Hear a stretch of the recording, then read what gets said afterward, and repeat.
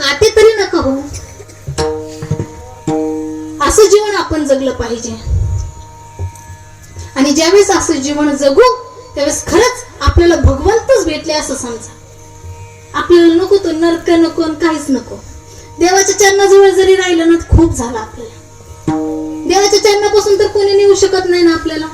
बस काही नको, फक्त देवाच्या चरणापर्यंत आपण गेलो पाहिजे एवढंच मनामध्ये निश्चय करायचा. आणि त्यावेळेसच आपलं जीवन सुंदर होऊन जाईल. आणि शेवटी जाता जाता एवढंच सांगते, आई वडिलांची सेवा करा, सद्गुरु संतांची सेवा करा. सद्गुरु संतांची सेवा आणि आई वडिलांची सेवा एवढंच करावं. कारण आजची परिस्थिती सांगायला गेलं, आज तरुण मंडळी आई वडिलांना सांभाळत नाही. आई वडील आपल्या मुलांसाठी काय करत नाही सांगाव, सगळं काही करतात. बरोबर की नाही? आई वडिलांना आपल्या मुलाला काहीतरी होण्याची, काहीतरी त्या पदावर गेल्याच्या नंतर आई वडिलांना शांती भेटते का? तर आपला मुलगा स्वतःच्या पायावरती उभा राहिलं की त्यांना धन्य वाटतं. बरोबर की नाही? असं काहीतरी झालं पाहिजे. आपल्या मुलांना अशा क्षेत्रामध्ये पाठवलं पाहिजे की खरंच तिथं परमार्थ त्यांच्या जीवनामध्ये घडेल. आणि एकदा शिक्षण करून एवढं पद भेटत नाही, पण ह्या पदावरती उभा राहिलं ना तर विश्वाच्या मालकाला आपला आनंद वाटतो. विश्वाच्या मालकाला. म्हणून अशा काहीतरी क्षेत्रामध्ये मुलांना घाला. आणि खरंच काही शिक्षक आपल्या विद्यार्थ्यांना शिकवत असतात. चांगलं शिकवतात का वाईट? चांगलं शिकवतात. परंतु काही विद्यार्थी काय करतात, त्या शिक्षकांना वाईट बोलतात. का? काही कडक असतात शिक्षक, शिस्तीने कडक असतात, म्हणून काही विद्यार्थ्यांना ते आवडत नाही. ते मागत त्या शिक्षकांना नाव ठेवत असतात. परंतु शिक्षक हे आपल्या भल्यासाठी सांगत असतात. हे आपल्याला कळत नाही आजच्या मुलांना. ते शिक्षकांना नाव ठेवतात. आई वडिलांचं काय घेऊन बसलाय? आज वृद्धाश्रम आहेत की नाही? ज्या मुलाला तुम्ही रक्ताचं पाणी करता, हाडाचं पाणी करता, त्या मुलाला शिकवता, स्वतःच्या पायावरती बनवण्यासाठी तुम्ही काय करत नाही. आणि तेच मुलं नंतर वृद्धाश्रमामध्ये तुम्हाला टाकतात. काय वाटत असेल? 3 मुलं होते पहा, 3. एका आजोबांना 3 मुलं होते आणि त्या 3ही मुलांना त्या आजोबांनी फार शिकवलं. एक जण अमेरिकेमध्ये गेला, एक जण मुंबईमध्ये गेला, एक जण पुण्यामध्ये गेला. मोठमोठ्या पोस्ट वरती ते मुलं गेले. आणि गेल्याच्या नंतर काही दिवसांनी त्या बाबांनी फोन केला मुलांना, बाळा मी आजारी पडलोय रे, मला भेटण्यासाठी या ना तुम्ही. आता असं म्हणल्याच्या नंतर ती मुलं आले. आणि आल्याच्या नंतर बाबांना सांगितलं, बाबा अहो आमचं तिकडे काम चालू आहे आणि तुम्ही आम्हाला बोलवून घेतलं, आमचं काम सोडून आम्ही इथं आलो. अरे पण तुमच्या कामासाठी, तुम्हाला एवढ्या मोठ्या पोस्ट वरती नेण्यासाठी त्या बापाने स्वतःची किडनी गहाण ठेवली. किडनी. आणि तुम्ही त्याच बापाचा विचार करत नाही. तो बाप आजारी पडलाय त्यावेळेसही मुलांना काही वाटत नाही. आणि मुलं म्हणतात, बाबा तुम्ही आमचं काम सोडून बोलवून घेतलंय. काय वाटलं असेल त्या बापाला? आणि त्या बाबाने सांगितलं, आता तुम्ही तिघही कुठंच जाऊ नका, इथंच राहा. आणि तिथे राहिल्याच्या नंतर काही दिवसांनी दवाखान्यामध्ये नेलं त्या मुलांनी आणि बाबांना व्यवस्थित केलं. आणि बाबा ठीक झाले. आणि ज्यावेळेस ठीक झाले त्यावेळेस बाबांनी त्या मुलांना सांगितलं, आता तुम्ही तिकडे जाऊ नका, इथंच माझ्याजवळ राहा. इथून तुम्ही शिक्षण चालू करा परत, आणि तिकडलं काय काम असेल ते इथूनच करा. असं सांगितल्याच्या नंतर तिघही मुलं तिथेच राहू लागले. हळूहळू राहता एक दिवस त्या बापाची हाल होत चालले. मुलगा जेवायला देत नव्हता, एक जण तर पाणी सुद्धा देत नव्हता. एक जण तर म्हणायचा, बाबा तुम्ही बाहेर जाऊन झोपा, तुम्ही संध्याकाळची खूप खोकत आहे हो, तुम्ही काय करा बाहेर जाऊन झोपा, आम्हाला झोपही लागत नाहीये तुमच्या खोकल्यामुळे.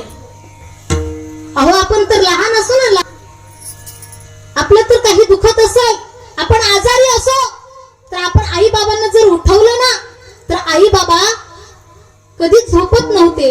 जोपर्यंत आपल्याला बरं वाटत नाही, जोपर्यंत आपल्याला झोप लागत नाही, तोपर्यंत पर्यंत आई बाबा जागे राहायचे आणि पहिला आपल्याला दवाखान्यामध्ये घेऊन जायचे.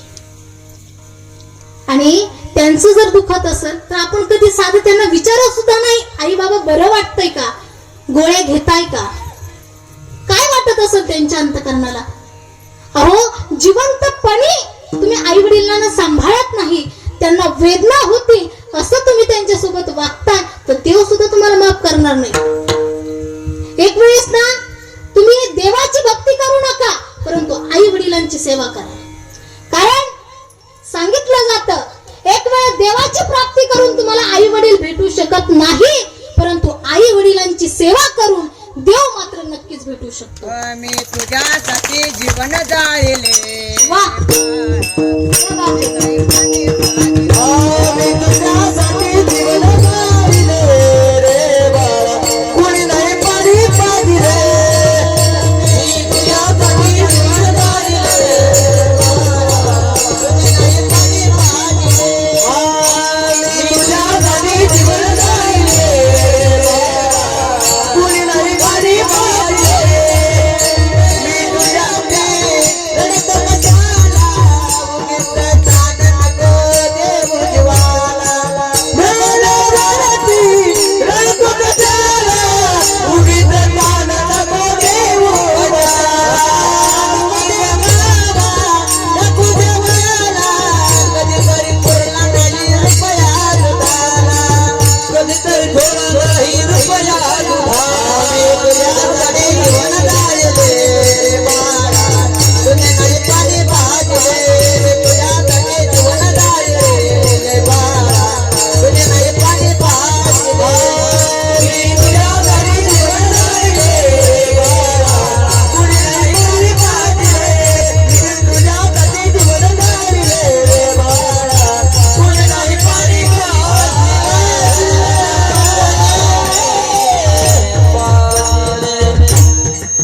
जिवंत पाणी पुसले नाही, आता कशाला म्हणतोस आहे, आता कशाला म्हणतोस आहे. मी तुझ्यासाठी जीवन जाळले रे बाळा, तुझे नाही पाणी पाजले. तुझ्यासाठी जीवन जाळले रे बाळा, तुझे नाही पाणी पाजले. मी तुझ्यासाठी जीवन जाळले रे बाळा, तुझे नाही पाणी पाजले. मी तुझ्यासाठी जीवन जाळले रे बाळा, तुझे नाही पाणी पाजले. नाही पाणी पाजले. खरंच खूप सुंदर. एकदा टाळ्या वाजवा त्यांच्यासाठी. चांगल्या वाजवल्या का?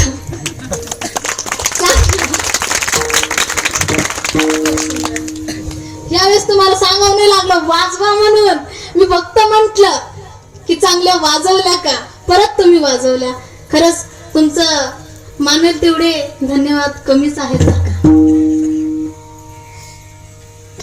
मी तुझ्यासाठी जीवन जाळले, तुम्ही नाही पाणी पाजले. आई वडील आपल्यावरती खूप प्रेम करत असते, फक्त आपण त्यांची कदर केली पाहिजे, बरोबर की नाही. कारण की आई वडिलांच्या चरणाजवळ आणि सद्गुरूंच्या चरणाजवळच आपला स्वर्गच आहे हो.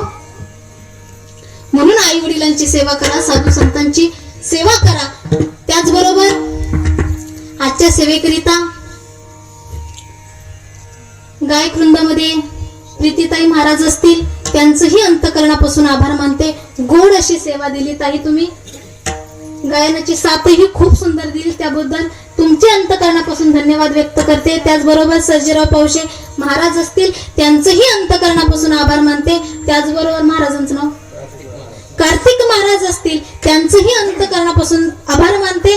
त्याचबरोबर कान्हे महाराज असतील, त्या अंतकरणापासून धन्यवाद व्यक्त करते. त्याचबरोबर सगळेच टाळकरी बालगोपाल असतील, सगळ्यांचं अंतकरणापासून आभार मानते. त्याचबरोबर आता तुम्ही म्हणाल महाराज आभार आमच्याकडे कधी येत आहे, कुणाला कुणाला वाटत असेल काही सांगता येत नाही. त्याचबरोबर विनेकरी बाबा असतील, बाबा म्हणतील 10:30चा टायमिंग होता, ताईंनी अजून 10 मिनिटं पुढे घेतलेत, ताई संपवतात की नाही रात्रभर. नाही बाबा असं काही नाही, आता संपवलं आपला, थोडंच राहिलं आहे. त्याचबरोबर दादांचंही अंतकरणापासून आभार मानते. त्याचबरोबर आजच्या सेवेकरिता गोड अशी सेवा दिली बरं का दादा. तुम्ही तुमच्या दोन्ही दादांचं अंतकरणापासून आभार मानते. खरंच गोड. कारण की खरं सांगू का, आपण फक्त म्हणतो वाजवलं खूप सुंदर, परंतु त्या वाजवण्यासाठी त्यांना किती कष्ट करावं लागतात हे आपल्याला नाही दिसत. सगळेजण म्हणतात पखवाजवाले एवढे पैसे घेतात, तेवढे पैसे. अहो त्या तुम्हाला फक्त पैसे दिसतात, पण त्या मागचे कष्ट नाही दिसत हो. बरोबर आहे की नाही? त्यामुळे खरंच दादा तुमच्या दोन्ही दादांचं अंतकरणापासून आभार मानते. त्याचबरोबर आता तुम्ही सर्वजण टीव्ही वरती जाणार, मोबाईल वरती जाणार, युट्यूब चॅनल वरती जाणार. आता तुम्हाला तर किती आनंद झाला असतो. आपला ज्यांनी कार्यक्रम शूट केला असे कांबळे दादा असतील, त्याचबरोबर कापसे महाराज असतील, त्यांचंही आभार मानते. त्याचबरोबर साऊंड सिस्टीम वाले दादा असतील, दादांचंही अंतकरणापासून आभार मानते. नाहीतर हे पा मध्ये मध्ये लाईट जायची. बरोबर की नाही? आता मी म्हंटल बाई माझ्याच कीर्तनाला लाईट गेली, आता मी कायच बोलू. आता मला धाक पडला, परंतु तसंही काही झालं नाही. शिवशंकरांच्या भोलेनाथांच्या चरणी आपण नतमस्तक होऊन सेवा करतोय, म्हणून शिवशंकरांनी असं काही होऊ दिलं नाही. आपल्याला लाईट आणून दिली, माझा आवाज तुमच्यापर्यंत पोहोचवलाय. बरोबर की नाही? त्याचबरोबर तुम्हा सर्व मायबापांच्या चरणी सेवा समर्पित करण्या अगोदर तुमचं सर्वांचं अंतकरणापासून आभार मानते. नाही तर म्हणतात रात्री पोरीने कीर्तन केलं, परंतु आमचा आभारच मानलं नाही. असं काही म्हणू नका. आणि जे काही बोलत असताना जर एखादा शब्द कुणाला लागला असेल तर तुमची बहीण म्हणून, तुमची लेक म्हणून, फक्त लेक आणि बहीण बर का, तुमची लेक म्हणून, बहीण म्हणून समजून घ्या. तुमचंच लेकरू आहे असं समजून घ्या. आणि एखादा शब्द लागलेला असेल तर तो मला परत द्या. नाही तर कोणी म्हणतात बाई पुरीने असंच सांगितलं आणि तसंच सांगितलं, असं काही करू नका. तो शब्द माझा मला द्या. जाता जाता एखाद्या कॉर्नरला सोडून देईल. तिथं कॉर्नर काटवनाचं कॉर्नर म्हणा. बर, आपण जाता जाता एखाद्या कॉर्नरला सोडून देईन म्हणा, एका झाडाझुडपात सोडून देईन जाता जाता.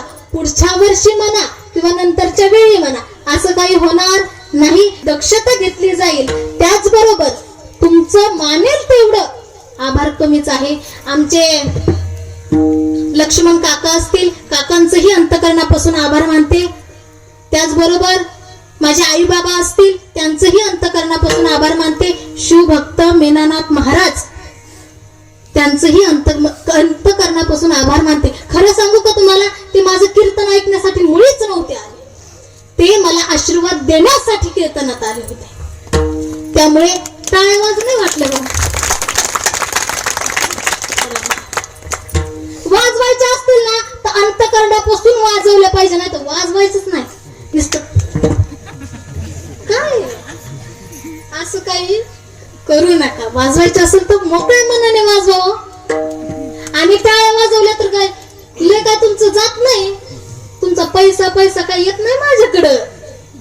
उलट टाळ्या वाजवल्यावरती तुमचंच रक्त भिसरण चांगलं होतं.